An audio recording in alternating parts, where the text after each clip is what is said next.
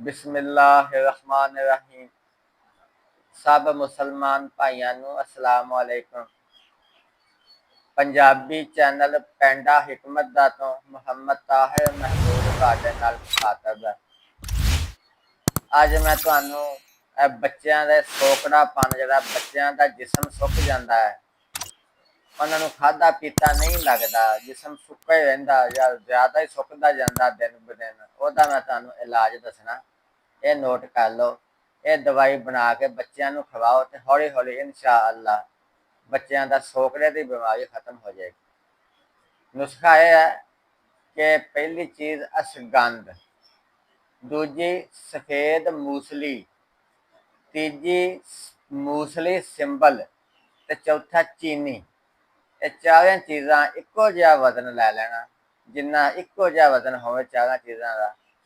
इन्हां नूं पत्थर की या मिट्टी की कूंडी दे विच पा के लक्कड़ के डंडे नाल कुट्टो ते पीसो, टका के खूब पीस के ते छाननी दे विचों छान के ये जिहड़ी छानी हुई दवाई है इहनूं फिर कूंडी दे विच पा के फिर पीसो चंगी तरह ते इहनूं संभाल के रख लो।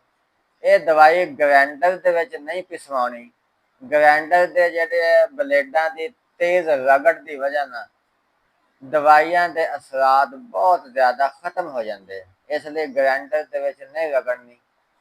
कूंडी दे विच पा के लक्कड़ दे डंडे नाल रगड़नी है, लोहे दे डंडे नाल भी नहीं कुटनी रगड़नी। इसदा तरीका इस्तेमाल यह है कि बच्चे नूं सुबह शाम जिहड़ा छोटा चम्मच है उसका चौथा चौथा हिस्सा ये दवाई गरम नीम गरम कोसे कोसे दुध दे नाल बच्चे नूं खवाउणी है।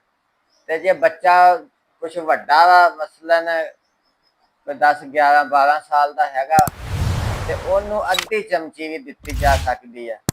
ते वो जे अद्धी चमची ओनूं खवाउण नाल कोई उहदे जिसम दे विच हलचल जी मचदी है, घबराहट हुंदी, ते फिर ओनूं भी घट खुराक दिओ।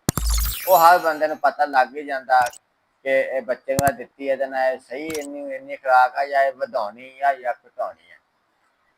ये दवाई मुसलसल बच्चे नूं खवाओ, 25 दिन खवा के 5 दिन का नागा करो, फिर 25 दिन खवा के फिर 5 दिन का नागा करो।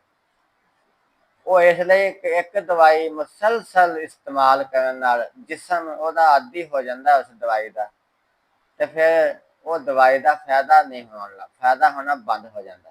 इसलिए 25 दिन खवा के 5 दिन नागा करो।